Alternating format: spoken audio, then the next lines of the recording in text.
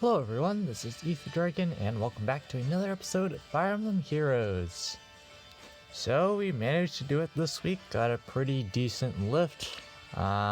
Did terrible on defense, of course, because of the new defense changes. We don't have Triandra, so it's minus 52 out of 10. But we might get one or two more rematches or something this week, but I kind of don't think so at this point. But yeah, pretty cool week. Definitely enjoyed a lot of the offense matches. Definitely made quite a few goofs, but here my guess is they didn't have any options for things they could do.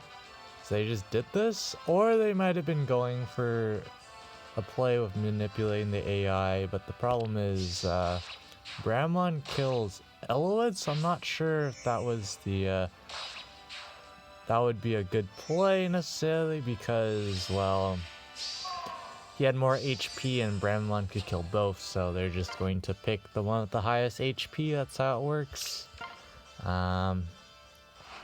So pretty straightforward there. This is also kind of an interesting matchup. They do snipe down our catapult with their max level offense catapults. I really should start upgrading offense structures, because the higher level ones cost Heavenly Dew instead of Ether Stones. And I have a good chunk of Heavenly Dew from upgrading lots of defensive structures, so it'd probably be a good idea to do that, but here it's just shenanigans. I kind of like the new spot I put my Bramond, my Astra Bramond at least, just for the memes. But they do manage to barely one-run KO there. Of course, if they needed more attack, they could have used Peony. They decide to hit and turn here, but really, Bramon's just going to do too much damage, and Faye can't one-shot. So it's just time for Bramon to run around and do things. And of course, Astra, the fun thing about, I guess the meme thing about the Astra Bramon is that he's more towards the back. So he's just always kind of a looming threat for following turns, like so. But it's definitely a meme, having Astra on him. Something like Glacius probably will just do better most of the time. Simply because when units the higher their res stat, the less Astra does, and Astra really scales with how much damage you can do, because it's you do 150% bonus damage, so pretty nice there. But at this point, yeah, Legendary Corrin did something this week, Kappa. She definitely is not particularly useful for this defense, other than for the joint drive attack. Other than that, she's kind of just sitting around. But here they have pretty basically tank shenanigans, but no seals in 3 slots, so definitely kind of suspicious for that respect. But I mean, the results are basically the same. It's basically all the same idea. You just gotta you gotta make the most of what you got, and I'm pretty sure this person probably has seals, but just either forgot to equip seals, which people do forget to equip skills. They're like Ether Raid skill sets on their units. I forget less now because I'm so paranoid about it, and keep repeatedly equipping the skill set before every time I start a match. So they decided to do this play where they go in with like literally everyone, and well, it should have been pretty Of course, you know, if they're gonna go for this play, they had to try it, but it's pretty cool. There's absolutely no reason for this heavy trap to be real. Like, if people are gonna snipe down the Astra Bramamon, that already implies they could tank a hit or one shot anyways. So it literally does not matter if that one's real. But taking out Sylvia, I don't know why you would bother, but I guess. Bramon does manage to live there, and Corrin gets to live at least, which is cool. At this point, it's 5v1, and Bramamons exist and do non-negligible damage. Don't have that much HP, so it's easier for people to, or it's harder for people to heal up, especially if you're using noontime. You just don't heal that much. That's why close counter advantage noontime is optimal, Kappa. But jokes aside, we've already seen this replay, but it's just good execution. It's just evidence that you don't need Winter Altina or Guinevere or whatnot to actually beat my defense. But it's just the general idea of it that really matters. They go for the, of course, ruse, and the more I derp around with Divine Tearfing Self, the more it's like, it's quite a bit worse than Tearfing, for obvious reasons that he can die. But he can die in one round easier with Divine Tearfing, but then Divine Tearfing, when he doesn't get sniped down, he gives him some sort of player phase. And that's kind of a recurring problem with Seliph. He just never has enough kill power, especially to one-shot units, unless they're super squishy. And here they're just going to use their duo skill because they can. Or is it? It's harmonized, isn't it? Harmonized skill. But they don't need to, of course. They're just doing it because they can. A lot of people can just beat my defense without actually ever using their duo skills. So, 10 out of 10. But basically my defense is pretty simple. If you're prepared, you win. If not, well, dealing with Astra Brown, you just need to, you have to do some sort of AI manipulation if you want it to work out, but it's like, realistically speaking, AI manipulation, especially if you don't have Noah, AI manipulation is super straightforward because, well, it's pretty clear with a bunch of weaponless units and a single unit with reposition. Relatively predictable AI, and even if you don't know exactly which tile you can go to, you can just examine both cases and, well, should be fine. But here they go ahead and bait with Thune. It would be a great idea if she had more res, because of course the problem is Bramamon has a non-negligible attack stat. And so he just does a lot of damage, and again, people are using noontime because every time you get hit, you counter back noontime, but the problem is, if you don't do a lot of damage, you can't heal.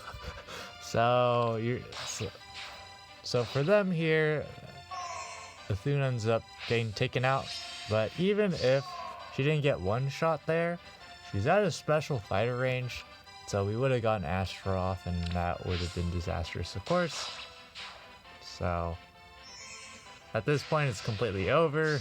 They don't need to use their duo skill at all. They can basically do whatever, because Altina, especially at +10 and as bonus with Mystic support, pretty darn tanky. Nothing to say much there. Kind of surprised people did not use her like offensively, even at low merges.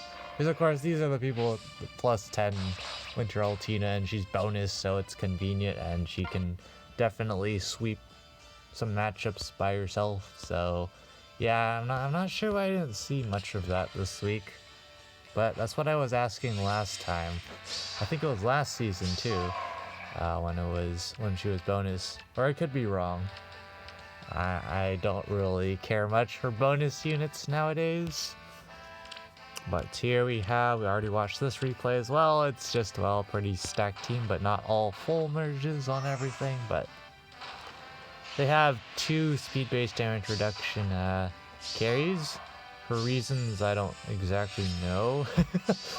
You shouldn't need more than 1 unless you're doing, like I said when we first watched this, unless you're doing some real shenanigans with manipulating the AI, which is definitely possible because in teams where, say, I don't know, a simple example is like Cavline, where if you run too many offense structures like this person, you just have nowhere to hide your weaker units, so you might need 2 units to tank. So it's totally reasonable, it's just that it seems a bit overkill in my opinion. But of course it was over before it started because without specials, my team has absolutely no damage output whatsoever, except Bramon has a decent attack stat at least. It's the only thing going for him. Feels bad. And Corrin manages to survive, but of course it doesn't matter because she just keeps healing, and she's using Soul because of Marita's sword having a nice built-in -1 cooldown acceleration, which is very nice. But yeah, not much we can do there, but you can see if we had... I had to figure out a way to get some real hard hitters on a defense if I'm going to build a decent defense. There's the problem of running a setup like Fire Sweep or any of that stuff, besides the fact there's like Winter Altina now with Null Sea Disrupt and a Harmonize skill. I'm pretty sure she's a Harmonize hero, right? For Vantage. You kinda need to have some damage output that isn't out of combat damage necessarily, unless you can follow up with it. So like we saw in some of the offense matches this week, I was long baiting a lot of their like ranged cav units with Panic Smoke, Poison Strike 6 or whatever, because, well, I could. There was no substantial follow-up. It was just all the units were approaching us super fast, but there weren't any follow-up attacks after that, so that gives us a 1-turn window to just blow up everything, and then the match is basically over. But here, this is just an unfortunate case of damage calc shenanigans. Why in the and of course Frost Breath here. Hashtag not rigged. The G buff by 4 actually mattering. Not rigged in any way. The first time I watched this replay, I kind of overlooked that. So maybe they calced out things, but then missed that. Because for sure, no one ever... You don't see nils that often on defense, and it's just like, when is Frost Breath ever going to come into play? Basically never. At this point it's over, and of course we have Astra Bramon trolling in the back. Because why the heck not? And it's just over at this point. We can have Astra do some damage and pick up the last kill of Corrin, and it's just over. So, pretty awkward week, but pretty expected. I did expect full wipes because of how I play in Ether Raids on offense when I'm climbing. I climb as fast as I can, so the matchmaker just inherently will likely match me up against more, I guess, quote-unquote stacked players, because you have to be able to score high enough to reach the same tiers I'm reaching, for example, because I was using a plus 198 lift team this week. So if you're only scoring like plus 180, you're gonna start falling behind in tiers pretty quickly, and so towards the middle and end of the season, it's more likely I'm going to be facing people who actually have, you know, comparable merges, or of course more merges. Which means I get rolled on defense because yeah, the setup's just a bunch of units. That's pretty much what it is in infantry pulse. But we did at least maintain this defense lift tier. This is the tier I'm always striving for, because this, when I'm maxing out like minus 52, for example, it's just not feasible, because even if I get like a full loss and a 1 kill match, it's still minus 84, so quite difficult. But it looks like we're definitely going to be top 1k. We were top 1k last time we tried in light major, or not light major, that's Mjolnir Strike. In light season, we got 14k and got like exactly rank 800. But yeah, same story as last time. Quite a few people I know up here, but it's just top 50 and more are max score. Not a surprise there. But now moving on. In Resonant Battles, we're dropping again. Expected at this point. And Arena. Had to do a bit of fishing, but we are staying in tier 21. I'm actually kind of curious about what the cutoff is, because I'm pretty certain with this ranking that 3,840 is not enough to stay for this week. I could be wrong, but I feel like it's 42 or 44 for sure. Definitely can't be 46. That would be very strange. But yeah, we're gonna have to repeat for next week, because it's still gonna be a Fjorm bonus, and well, I've been using this team on offense, and well, needless to say, we've had some issues with green units, but it's been going all right. Just random side note, so I don't have it on them right now, but attack speed solo seal. I've been trying it out on Legendary Chrom and Arena for the extra attack and speed, and when it works, it's useful, and when it doesn't, it's really sad.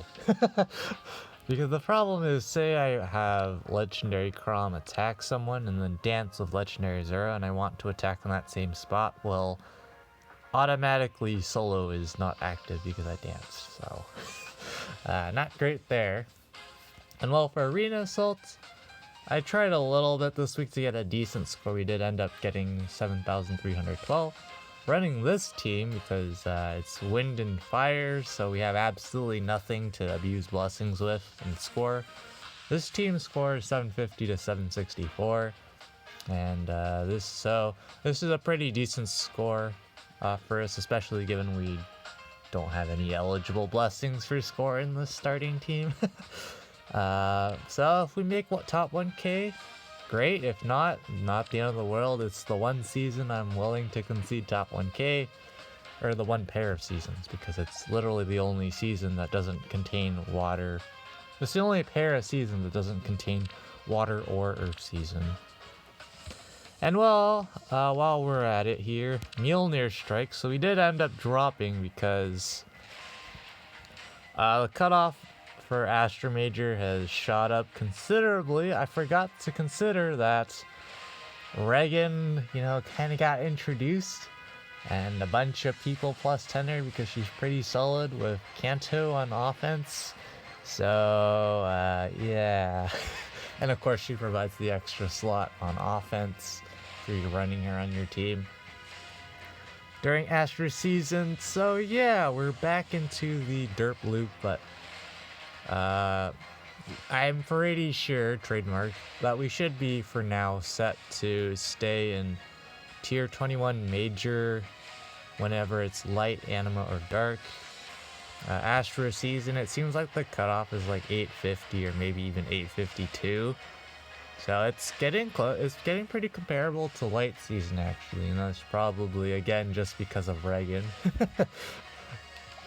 Because our previous Astra Mythics, you had to give them a dual skill for them to score much better because of BSD. Or maybe not, I don't know, I'm not really thinking too hard about it right now. But anyways, we'll be back when the results drop in. Alright, let's see how we do here. And, yeah, lag. There we go. 674, not too shabby. And I'm not exactly sure what's going on next season, but I'm honestly legitimately thinking about straight up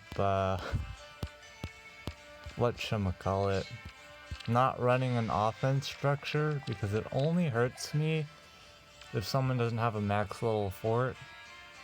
And I feel like I probably want to have space, but for now we'll put it up because it's not really going to be doing much at level 1. If anything, it's just going to enable people's shenanigans, so I kind of feel like I want to try out not using the bonus structure and seeing how that goes, because they removed the offense fortress penalty thingamajig for defense. I guess I'm not making that clear. So like if you're playing on offense and you have a fort disadvantage against the defense doesn't get more stats is the idea.